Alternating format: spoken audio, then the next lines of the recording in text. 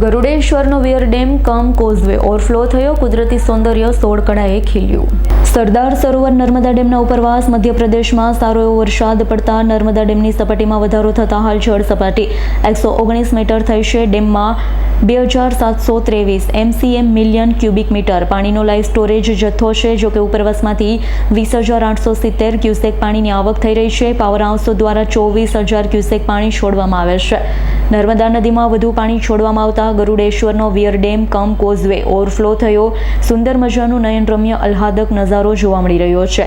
ચોમાસાની સિઝનમાં wear dam છલકાઈ રહ્યો છે. વિયર ડેમ કમ કોઝવે ઓવરફ્લો થયો છે તે વિયર ડેમનો સુંદર નજારો જોવા પ્રવાસીઓ ઉમટી રહ્યા છે.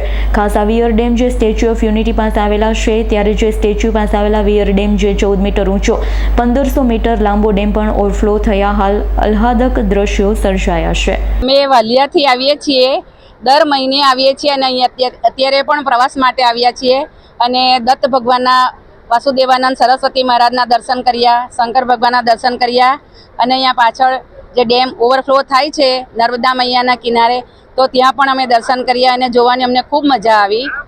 હર કંકર એક શંકર એ ભાવનાથી અમે માતાજીના દર્શન કર્યા અને અમને ખૂબ આનંદ થયો.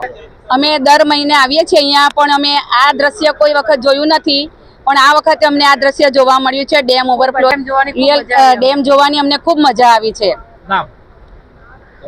ભગવતીબેન જયેન્દ્રસિંહ સોલંકી વાલિયા. અમે વડોદરા રહીએ છીએ અને સ્પેશિયલ ચોમાસાની સિઝનમાં આ વિયર ડેમનું ઓવરફ્લો જોવા આવ્યા છે. આના વિશે પહેલાં ઘણું સાંભળ્યું હતું, પણ આજે જોઈને બહુ વધારે સારું લાગ્યું.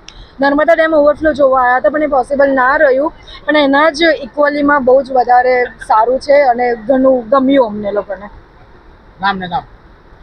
અમે પાયલ વાઘેલા, અભિષેકસિંહ રાઠોડ અને વડોદરા રહીએ છીએ. દીપક જગતાપનો રિપોર્ટ, S9 ન્યૂઝ, રાજપીપળા.